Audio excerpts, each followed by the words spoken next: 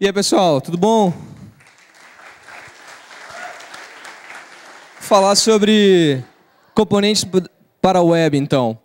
Então, pelo subtítulo, vocês devem ter pegado assim que o que a gente vai falar aqui pode ser um pouco polêmico, né? Então, disclaimers mais adiante. Então, quem eu sou? Eu sou Giancarlo Emer. Eu estou no Twitter, no JCM, no GitHub também, no Speaker Deck também. Vocês podem ficar à vontade de seguir, mandar pergunta, mandar e-mail, twittar a respeito dessa palestra, a opinião de vocês, se divergem ou se convergem com a minha. Eu trabalho no grupo RBS e vamos ao que importa. O que é um componente, né? A gente está tanto falando sobre Web Components, sobre a web modularizada, mas, legal, o que é um componente, né? Componente é uma abstração que vai armazenar funcionalidades em comum. Então, eu vou escolher, na minha aplicação, um set de funcionalidades que faz todo sentido que essas funcionalidades sejam agrupadas e, a partir daí, eu vou criar um componente. Então, basicamente, é essa a definição de engenharia de software sobre o que é um componente. O que nos leva é que, a partir disso, essa unidade ela vai ser independente. E eu vou poder compor unidades iguais a esta para formar o meu sistema. Então, a partir desses componentes que têm funcionalidades específicas, né, e incomuns, eu vou poder criar um sistema bem mais complexo e é a maneira que se deveria pensar design para web e design de qualquer tipo, né? Compor pequenas partes para se chegar no maior. E, efetivamente, o que eu ganho com isso? Né? Eu ganho que esses caras vão ser independentes, intercambiáveis. Então, a partir do momento que eu definir um outro set de funcionalidades com alguma característica que seja um pouco diferente, eu vou poder trocar por outro componente, né? Então, eles são coisas que eu vou poder plugar e desplugar da minha aplicação sem me preocupar muito, né? E, principalmente, eles vão ser reusáveis. Né? Se eu juntar todas essas três características, né, que são intrínsecas aos componentes, o que eu vou ter é modularidade e coesão. Né? Então, a partir disso, as coisas começam a se misturar. Né? Então, o que é modularização, o que é coesão e o que é um web componente. Se eu pegar um exemplo aqui, este aqui é um exemplo bem famoso, saiu no início do mês passado, né? Início do mês de outubro. Esse designer aqui é o mesmo designer que fez o redesign da Wikipedia, que foi tão criticado por ele ter, enfim, dado uma abordagem meio estranha, como ele enxergava a Wikipedia, como ela deveria funcionar. E essa aqui é uma outra tentativa desse mesmo designer russo de redesenhar o Google News. Né? Então, aqui, opinião pessoal, ele acertou um pouco mais e vale dar uma olhada nesse estudo, como ele pensou para várias resoluções e etc. E é muito claro, quando eu começo a olhar para esse estudo, o que é um componente, né? O que é um componente de web. Então, esse cara aqui destacado é o típico componente, né? Uma parte bem isolada de aparência, né? De funcionalidade também, né? Porque já que eu estou falando de web, eu não posso deixar de fora a aparência desse componente. E grande parte do que está aí é HTML, JavaScript e CSS. Né? Então, não tem como ter dúvidas de que como é que eu faço um componente igual a esse e qual que é a teoria por trás de chegar num componente e pensar na web através de componentes. Ótimo. E aí eu tenho uma nova definição, né? Que é o que está na mídia, por assim dizer, né? Que são os tais dos Web Components. E aí eu vou atrás da definição do que é um Web Component e eu chego praticamente na definição básica de engenharia de software do que é um componente. Então, coleção de padrão, né? Um pouco mais adiante, né? É que, além de definir o componente, o que é um componente, o Web Components ele define quais são as especificações, né? Quais são os padrões para eu criar um componente. Né? Ele talvez ali é que ele se diferencia. Então, o que é? Né? Uma coleção de padrões que me permitem encapsular, compor, reusar código na plataforma web. É super interessante. Né? E o que eu tenho nesses caras aí? Né? Então, para quem já deve ter ouvido falar, o primeiro cara que começou a falar sobre isso no Brasil foi o Zeno Rocha, no Brasil JS, que apresentou esse subset de tecnologias lá. Então, Custom Elements, os templates, Shadow DOM HTML imports, né? Então, são esses padrões, essas especificações, essas tecnologias que juntas, né, vão nos levar a conseguir as tais das características de componentes e, enfim, ganharam o nome, né? Assim como o HTML5, que é um set de tecnologias, né? Quando eu falo hoje de HTML5, ninguém mais pensa em HTML5 como sendo só uma especificação de HTML, né? E sim uma série de APIs e de coisas que estão sob o mesmo guarda-chuva. Aqui é a mesma coisa, né? É um nome comercial para vender esses padrões aqui. E até é importante dizer que esses padrões aqui que estão por baixo desse guarda-chuva não são fechados. Eu ainda posso ter discussões sobre decorators que talvez entrem aqui, talvez não entrem. Né? Então, os próprios padrões que estão abaixo dos Web Components é uma coisa que está sendo descoberta. Né? Não necessariamente são só esses 4 aqui. Legal. E aí a gente pega um cara que tem uma influência enorme, que trabalha no Google, e ele fala que Web Components vai mudar totalmente o jeito que a gente faz web. Né? Então, vai mudar a maneira que a gente pensa, constrói e consome, né, as nossas aplicações e consegue compor elas e enfim, estender isso tudo. E aí eu venho com uma proposta que é de derrubar os Web Components. Né? De falar tudo o que os Web Components têm que podem não fazer sentido. Né? E aí, primeiro aviso, eu dei essa palestra aqui no TableSconf. E eu recebi uma série de e-mails, né, alguns positivos, e outros, assim, devastadores. Assim, né? E até depois consegui me entender com as pessoas que estavam com críticas muito fortes, mas eu preferi deixar isso avisado. Né? Isso aqui é sobre software, né? É sobre escrever web, não é sobre ter ídolos ou ir atrás de alguma tendência ou outra. Né? É sobre mostrar uma tecnologia sobre as suas diferentes óticas, né? Sobre suas diferentes usos, aplicações, e o que realmente é relevante, né? O que realmente, de novo, o subtítulo da palestra, o que realmente importa. Né? Então, muito cuidado com as coisas que eu vou falar aqui, saibam discernir sobre o que vale a pena e o que não vale a pena também. Né? Faz parte da tarefa de vocês também. Legal, Custom Elements. O que eles permitem fazer? Né? Eles permitem definir novos elementos de HTML. Legal, então eu vou pegar o meu componente lá de news e vou definir uma série de tags novas para ele. Né?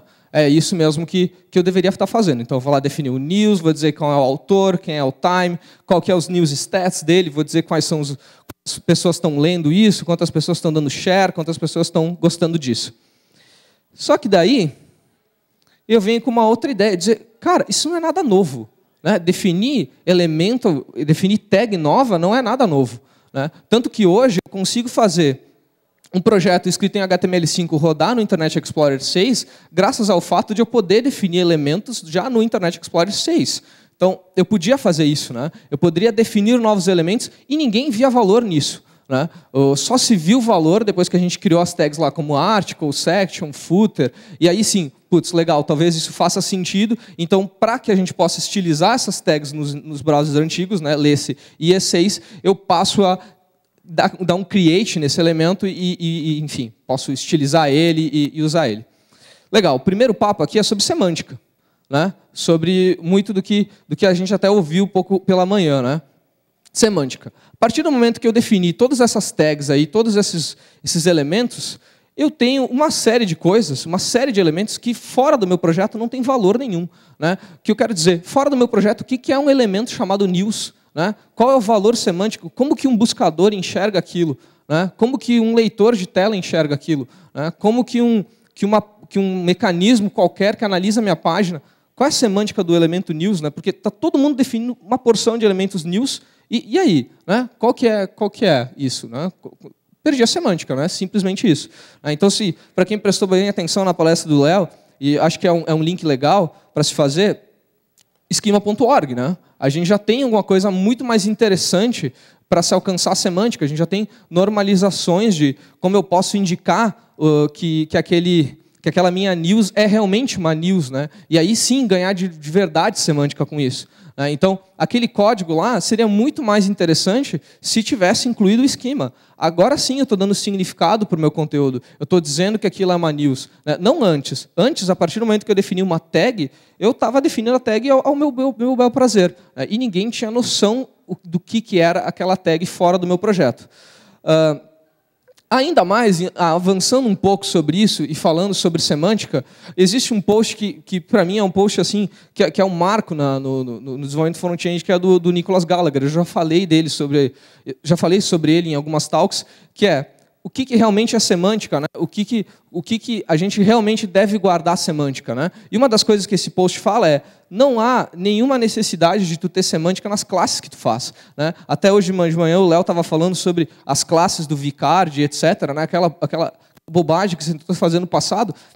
Realmente, as classes não devem ter nenhum valor semântico, né? Então, a partir do momento que eu preciso de código para minha aparência, eu não devo usar elementos para isso, e sim usar classes. Então, se fosse por uma demanda de estilização, né, se eu estivesse fazendo aquela maçaroca de código, definindo um monte de elemento, se fosse para fazer só isso, né, se fosse só para poder estilizar, eu podia fazer muito bem usando classes, né, e até usando alguma metodologia, algum sistema de escrita de classes. Né, daí a gente pega com o Lucas Mas e discute qual é o sistema de classe mais interessante para se usar. Né? Então, indo um pouco mais adiante, utilizar classes e microformats é muito mais adequado, né, sobre a ótica de estilização e semântica do que definir novos elementos. Né? Então, não se atrapalhem e vejam que essa possibilidade toda de definir elementos vai garantir alguma semântica. Pelo contrário, vai só tirar semântica. Né? Então, aquele código... Hoje, se eu fosse usar na web, e não só hoje e no futuro, ele seria muito mais semântico se ele estivesse escrito dessa maneira, né? Com as classes para apoiar a estilização e com o schema.org para apoiar a significância do conteúdo, né? Dar significado para esse meu conteúdo, garantir a semântica, garantir que buscadores pudessem entender melhor disso. Legal, esse é o primeiro item, semântica. Segundo item, funções dos elementos. Muita gente às vezes não para pensar, e principalmente pessoas que falam sobre Web Components, é que alguns elementos têm funções, né, e são muito mais claras, ultrapassa o valor semântico. Legal, o que isso quer dizer? Se eu pegar esse trecho de código, é muito óbvio que esses 3 elementos aqui são elementos especiais, né, de alguma maneira. Putz, o primeiro vai carregar a minha folha de estilo. O segundo vai carregar um script que vai ser executado, vai ser parseado pelo meu V8, se eu estiver falando do Chrome. E o terceiro vai carregar uma outra página dentro da minha página. Né? Então, vejam como a função desses caras é muito forte e muito óbvia. Né? Todo mundo que olha para isso já... Claro, esses caras são elementos especiais. Né? Se eu for para um caso como esse, também esses caras têm uma função especial. Né? O formulário, por si só, é um template de informação para me enviar para o servidor. E aí eu pego um input, eu digo que esse input é do tipo texto. Putz, a função dele é receber um texto. Esse cara é o password, esse cara é o select. Eu vou pegar o select em especial. Legal. Select. Se eu for pegar esse elemento só, né, se for só considerar o select, eu tenho ele renderizado de maneiras diferentes, dependendo do meu suporte computacional. Então, se eu for acessar no meu macOS, o meu select vai aparecer desse jeito. No meu iPad, desse jeito. No meu iPhone, desse jeito. Até aí, nenhuma grande diferença. Né? Mero frufru de aparência. Né? Nada além disso. Mas, se eu for abrir esse select no iPad, ele escurece toda a tela e deixa bem em evidência quais são os itens que eu tenho que selecionar. Se eu for olhar ali no iOS, ele vai jogar o select lá embaixo, né, e vai me deixar selecionar de uma maneira mais agradável, né, numa maneira que faça todo sentido naquele suporte computacional, que é o quê? Que é um celular que eu estou acessando usando uma mão, dirigindo ao mesmo tempo e, sei lá, esperando alguma ligação e querendo selecionar e comprar o ingresso desse evento. Né. Agora a gente vê um exemplo de um elemento do projeto Polymer. Né. O projeto Polymer é um projeto que vem vendendo Web Components, né, um projeto do Google, que é o cara que está protagonizando aí toda essa revolução e todas essas coisas legais em relação a Web Components. Esse cara aqui, eles chamam de Paper Drop-Down Menu. Né? Eu começo a olhar para esse cara e ele tem uma seleção, né? Eu clico nele, ele abre uma série de opções e, a partir disso, eu consigo selecionar o Brasil. Aí eu pergunto para vocês, qual que é a diferença disso para um select? Né? Isso aqui, apesar de ele chamar drop-down, menu, etc., me parece muito mais um select. Se eu for para o projeto e olhar outros, eles têm o elemento para o checkbox, elemento para o radio e vários outros elementos que imitam elementos que têm funções muito fortes na web. O que significa? Esse projeto, um projeto que usa esse projeto, desculpe, se eu for acessar no iPhone, vai funcionar dessa maneira aqui, né? Ele vai tentar abrir dessa maneira, né? Então, eu estou perdendo todo o valor de usar um select, né? Todo o future friendly que eu tinha usando um select de verdade, porque as pessoas acharam que era legal ter um elemento com o nome de paper drop-down menu, né? Qual o ganho disso, né? E eu digo, e não só qual o ganho, né? E o que tu está ensinando para a web, assim, né? Com exemplos como esse aqui, né?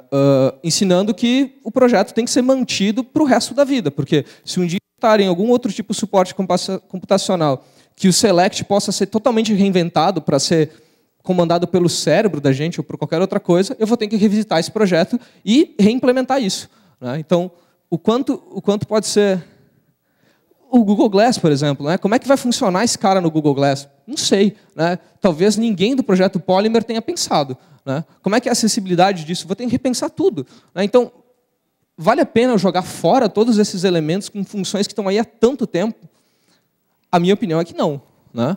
Então, não reinvente elementos que já existem, né? E os usuários de vocês agradecem, né? Por mais que o gerente de projetos de vocês peçam para que vocês façam isso, por mais que pessoas influentes falem que isso é legal, isso não é legal. Outra coisa, outra tecnologia que está nos Web Components, templates. Então, o que é esse cara? Ele vai ser um repositório para um fragmento de HTML que vai ser usado por código JavaScript, né? Um template de JavaScript, como a gente chama assim. E aqui me obriga a fazer um certo parênteses para falar um pouco do panorama de templates na web, né? Se eu for ver, a maneira bem antiga de se fazer template era essa, né? Eu pegava uma div, botava o display none, porque daí o meu usuário não vai saber que ela existe, e colocava o meu template lá dentro. O problema disso é que se eu tiver uma imagem, essa imagem vai ser requisitada, mesmo que ela esteja com esse display none, né? Então, não é legal, não é esse o jeito adequado de fazer isso. Aí eu vou um pouco mais adiante e eu tenho essa outra ideia, né? Que é pegar uma tag script, dizer que ela é de um tipo text template, e daí agora sim, eu consigo não fazer que essa imagem, fazer com que a imagem não seja carregada. Mas, em contraponto, eu fico exposto a cross-site scripting. Porque se meu usuário pegar um user data desse tipo aqui, out stealer, e juntar nesse template, eu vou estar colocando um script que não é da minha intenção que ele funcione no meu site, sendo executado e funcionando no meu site, né? Então, essa é a maneira que os ataques funcionam. Claro, existem jeitos de mitigar isso, né? E toda a engine de template que se presta já tenta, de alguma maneira, pré-parsear essa informação do usuário para que eu não fique à mercê desse tipo de situação. Mas, enfim, ela existe. Se eu for simplesmente concatenar a string, eu estou exposto a um ataque. Fechando esse parênteses, o que eu tenho é uma tag de template, né? E a partir disso, eu consigo definir HTML aqui dentro, que vai ser parseado, né? Então o browser vai saber se esse HTML está certo, né? Se as tags de abertura e fechamento estão ok, mas ele não vai fazer requisições, por exemplo, ele não vai requisitar essa imagem, né? Então essa é a grande sacada dos templates, né? Ter uma tag específica para se colocar HTML lá dentro. E meu ponto é, templates no HTML. Né? Esse é o terceiro ponto a respeito de Web Components. Por quê? Qual que é o benefício de eu ter no meu documento um template que vai ser usado só pelo JavaScript? Quer dizer, se eu não tivesse JavaScript executando na página, esse template não serve para nada. Por que ele está no documento? Né? O que tem a ver um template com o meu documento? Né? E aí, essa é a primeira pergunta a respeito. E aí, o que a gente consegue ver... se livrem do preconceito, né? Esse cara aqui é um código de JavaScript que é usado pelo React, por exemplo, que é o famoso JSX, que combina JavaScript com XML, e ele deixa com que a gente escreva HTML dentro do código JavaScript, né? E a partir de uma transformação, ele consegue converter esse cara aqui para JavaScript, né? Então, a partir daqui, eu estou totalmente me eximindo de qualquer tipo de ataque e eu estou com o template no meu JavaScript, que é o lugar mais interessante que ele esteja. E qual que é o ganho disso? O ganho disso é que ele é fácil de visualizar a estrutura, né? Ele é bem tranquilo de entender aquele HTML. Os designers vão se sentir confortáveis em fazer alguma alteração. Esse é o problema quando eu coloco código HTML nos scripts, né, num ponto JS, né, eu acabo misturando aquilo, fazendo aquelas concatenações de strings absurdas, e ninguém consegue dar manutenção, né? Alguém que não mexa com JavaScript não consegue dar manutenção. A partir daqui, eu vou ter um código muito mais fácil de dar manutenção, né? Aquele código, apesar de nos doer aos olhos no primeiro relance, ele é mais fácil de ser entendido por um designer. E eu estou prevenindo cross-site scripting, né? Então, o que eu quero dizer com isso é que me parece muito mais adequado que esse template esteja no script do que na página, né? O que elimina totalmente essa demanda por uma tag template. Shadow DOM, que é a próxima das tecnologias aí que estão vendidas no pacote de Web Components. Então, o que ele faz? Ele permite isolar código HTML e manter ele livre de interferências da página, por assim dizer, né? É isso que ele faz.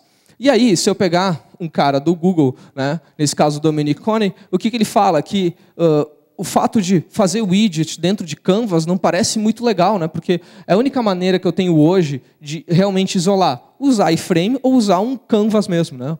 E aqui ele está falando da tag Canvas, eu desenhar nesse Canvas e, enfim, né, reinventar o browser dentro do meu widget. Às vezes, o que ele grafou? Widget, né? O que eu grafei, desculpa, essa grafia, essa marcação é minha. E aí, eu vou e olho para a definição do que é um widget, né? Porque ele estava falando de widget, ele não estava falando de componente, né? Então, widget, se eu for pegar de novo na engenharia de software, ele é o quê? Ele é uma coisa de aplicações de terceiros, né? Desculpa, ele é uma porção de código que é para funcionar na aplicação de terceiros. É uma coisa que eu vou instalar na aplicação de terceiros e vai funcionar sem que tenha interferência, né? Sem que sofra nenhum tipo de comunicação ou de troca sem que eu queira. Legal. Então, é importante guardar isso, né? Widgets e componentes são um pouco diferentes. Eles compartilham alguns conceitos, mas não são a mesma coisa, né? Então, um exemplo de widget é o botão de share do Facebook, né? É uma coisa do Facebook que eu vou colocar na minha página e quero que funcione sem interferir na minha página. E, da mesma forma, o Facebook gostaria que eu não interferisse naquele botão de share dele, né? Então, é mais ou menos isso que é um widget, né? Acho que esse é o melhor exemplo, sem muita tentativa de explicação do que é isso, né? O widget é o botão de share do Facebook, o botão de like do Facebook, o Google Maps, por assim dizer, todos esses caras aí. Legal. Aí tem o quarto ponto a respeito dos Web Components e muito da maneira que é vendido Web Components, né? O que se diz é o quê? O Shadow DOM é aquilo que eu tenho no meu... É aquilo que o browser usa para fazer os controles da tag vídeo, por exemplo. Se eu abrir a tag vídeo, habilitar o Shadow DOM, eu vou ver como é que ele fez os controles do meu video player. E aí, sai uma série de artigos desse tipo, né? Como é que eu faço para esconder o botão de full screen dentro do meu tag vídeo? Porque eu decidi que aquele vídeo que eu estou fazendo não vai ter full screen. Ou, como é que eu consigo... mexer no Shadow DOM do browser, né? Como é que eu consigo alterar o Shadow DOM do browser? E o que eu poderia fazer, por exemplo, é códigos como esse, né? Já existem especificações de CSS para eu poder entrar nesse Shadow DOM, né? Por isso esse div, esse seletor, essa parte desse seletor, por assim dizer, e pegar um input range, que é os inputs de volume e de progresso, e esconder eles, né? Não sei se de progresso. Aliás, depende do browser, né? O meu browser pode ter decidido que ele não vai usar input range para volume, por exemplo. É decisão dele, né? O código é dele, não é meu. E aí, é por isso que isso é uma porcaria, né? Porque a decisão do browser não é minha decisão. Quem decide como implementar tag vídeo não sou eu.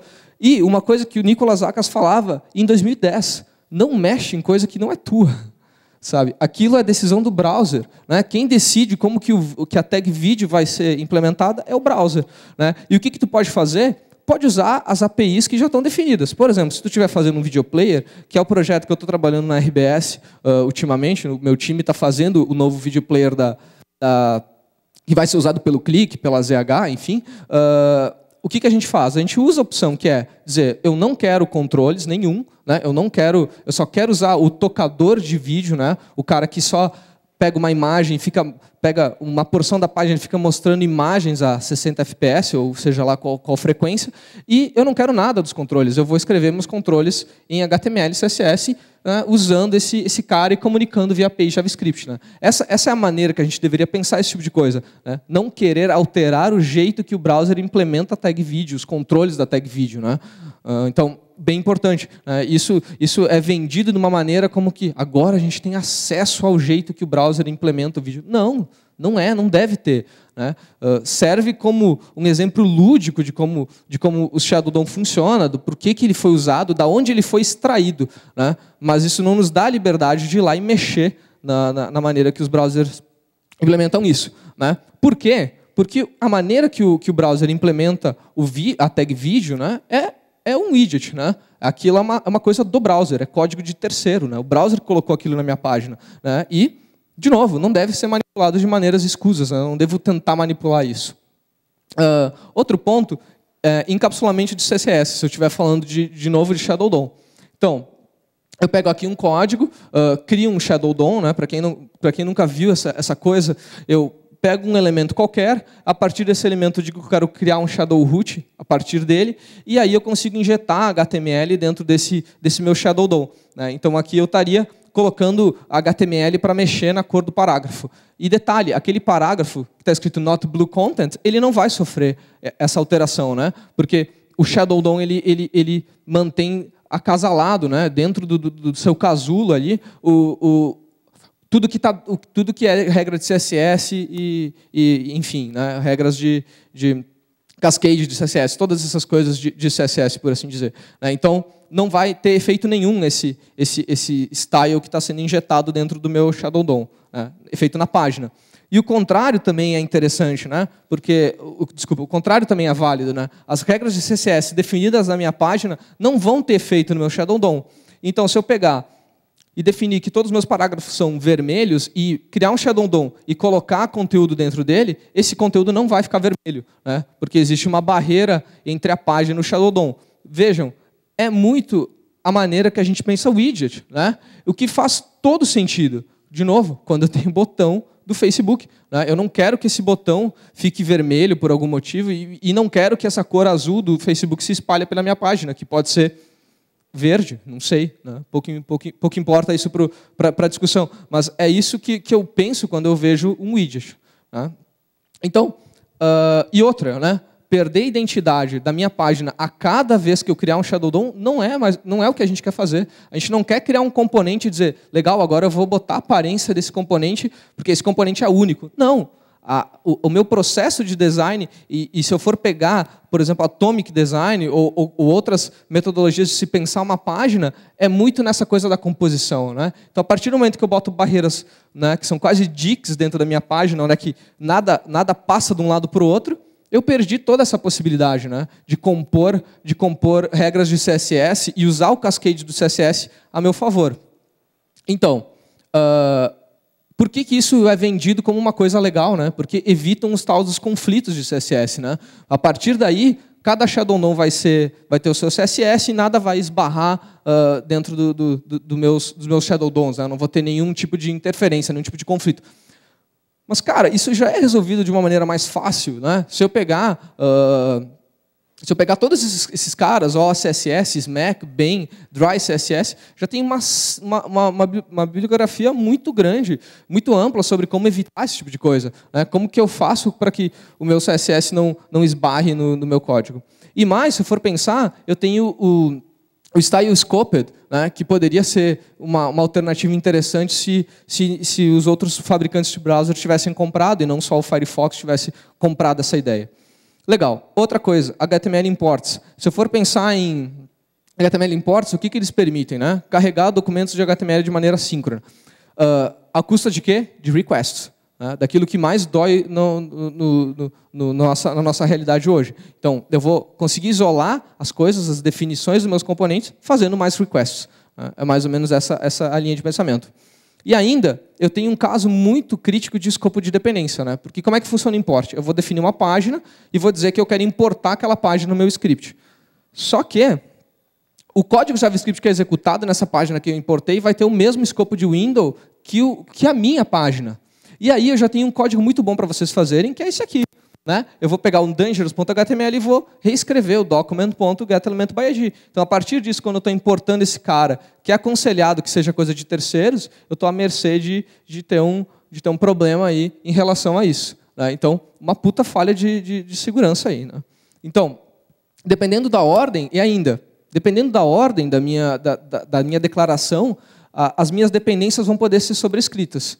O que isso significa? Se eu tiver um código tipo esse, onde é que eu pego na minha página e digo eu preciso da jQuery de um CDNX, aí eu vou lá, defino um plugin, né? Não que eu goste de plugin de jQuery, eu acho que a única coisa que eu não gosto de jQuery são os plugins, né? Eu totalmente desaconselho isso, porque, de novo, é botar código no código dos outros, né? A jQuery não é minha, por que eu vou ficar injetando um monte de plugin nela? É a mesma coisa que o Zakas tinha falado em 2010.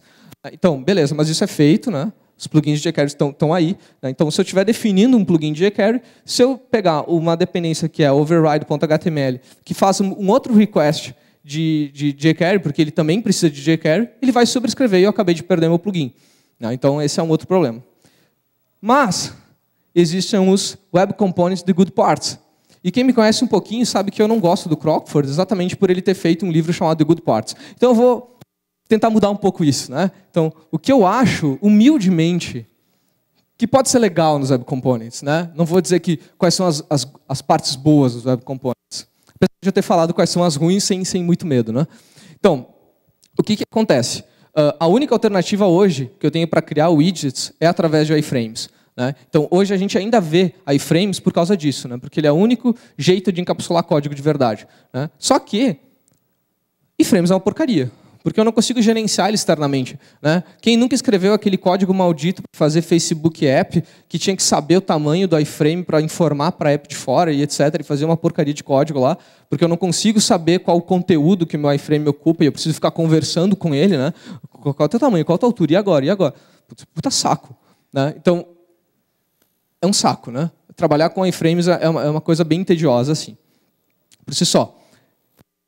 O que eu tenho com Web Components? Eu tenho encapsulamento, que era o que eu queria com iframes, mas com interfaces, ou seja, com maneiras de conversar com ele, né? Então, eu posso fazer um cara, que nesse caso é o meu data widget, que vai ter o meu personal content, é um conteúdo que eu defini, que eu quero que ele tenha o estilo da minha página, né? E vou, a partir do momento que eu criar o Shadow DOM, injetar esse cara, né? Essa tag especial aqui, essa tag de content, é a tag onde é que eu digo que eu quero que o meu HTML seja inserido dentro do Shadow DOM.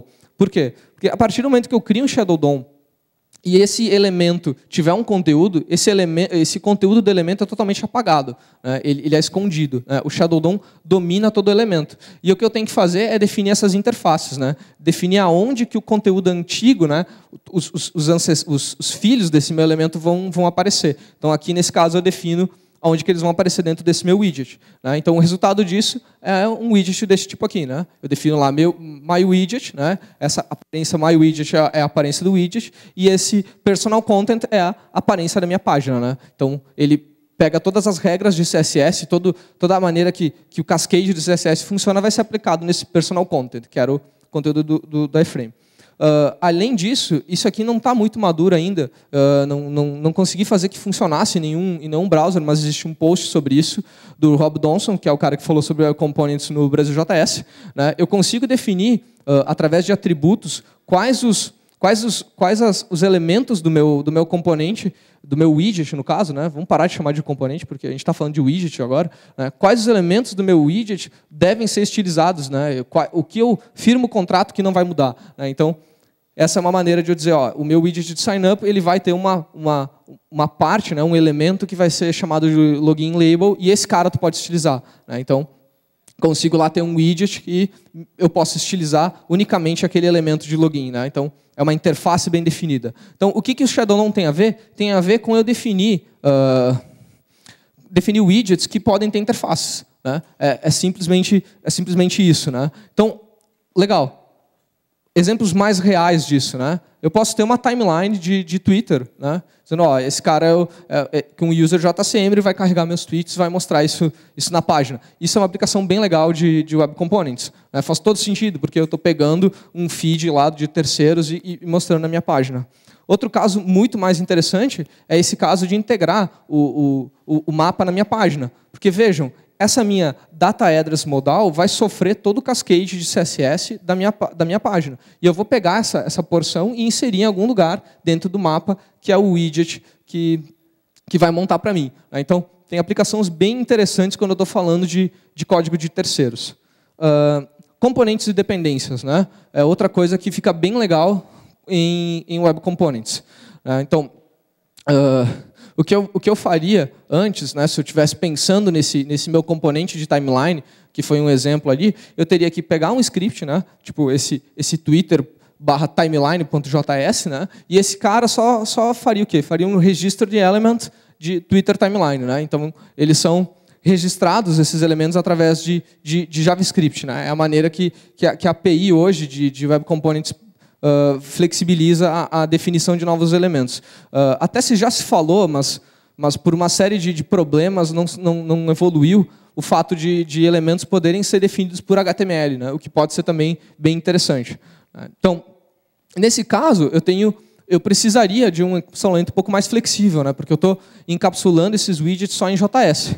Né? E aí, talvez valha a pena eu revisitar o meu import. Né? Quando eu estou falando de widget mesmo, eu estou querendo fazer uma timeline, talvez seja bem interessante usar essa timeline. E aí usar o template, usar os scripts, enfim, fazer um arquivo que vai ser o arquivo que vai definir como que a minha timeline funciona, né? Como esse widget timeline funciona. Né? Então, os imports, eles permitem melhor administrar essas dependências, né? Permitem que eu consiga melhor definir widgets. Então, um exemplo disso é eu consigo fazer eu consigo fazer um import de um componente que vai fazer só a requisição da jQuery, e se esse cara for importado mais de uma vez, ele não vai conflitar. Né, ele não vai ter nenhum problema. Então, se eu estiver desenvolvendo widgets no mesmo domínio, né, e eu fizer vários imports de jQuery, né, e vejam, o conteúdo desse jQuery.html é só uma tag script que faz a chamada de um CDN para conseguir a jQuery. Né? CDN ou infraestrutura que seja própria. Né? Então, a diferença aqui daquele código anterior que dava aquele problema de duplo carregamento é que o import ele é tratado como uma definição de componente. Então, eu consigo usar ele mais de uma vez e ele não vai ser carregado mais de uma vez, né? Não vai interferir. Né? Só que o único problema é que ele não resolve quando eu estou tratando de domínios diferentes. Ou seja, se eu estivesse mesmo requisitando a minha timeline para o Twitter e o Twitter dissesse que ele quer um import do jQuery, ele ia importar o jQuery da infraestrutura deles, ou seja, do twitter.com/jQuery.html. Então, não são arquivos diferentes. E não resolveu nada. Então, ele resolve esse problema de dependências no mesmo domínio. Mas se eu começar a misturar domínios, eu estou com a porcaria de novo. Né? Então, o que a gente conclui é que imports não tem muito jeito, não. Precisa evoluir, assim, de alguma maneira, precisa solucionar problema de verdade. Né? Ainda não está solucionando, só está criando request. Né? Então, outra coisa interessante é atribuir comportamento. Né? Como é que eu consigo olhar para os meus web components e ver eles atribuindo comportamentos para os meus componentes. Então, uma coisa que eu até já falei em outras palestras, para quem já assistiu alguma palestra minha, é que os componentes eles não devem ser instanciados considerando a página. Então, é muito daquilo que o Vinícius falou hoje de manhã cedo. Né?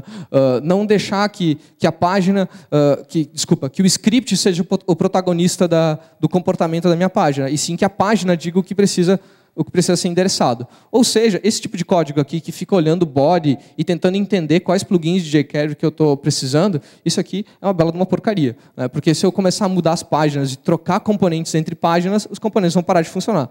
Né? Então, essa é uma maneira ruim de fazer isso, né? De administrar isso, porque uma mexida no meu HTML faz com que eu precise mexer no JS, né? A maneira que o JS interpreta isso. Só que isso já foi resolvido há bastante tempo, né? O AngularJS faz do HTML o protagonista do meu comportamento, né? Ele define todos os controles no meu HTML. E antes disso, o Dojo, que é o cara que lançou os AMD também, o Dojo Toolkit, já tinha resolvido isso, né? Fazendo com que o elemento de HTML indicasse qual comportamento deveria ser aplicado a ele.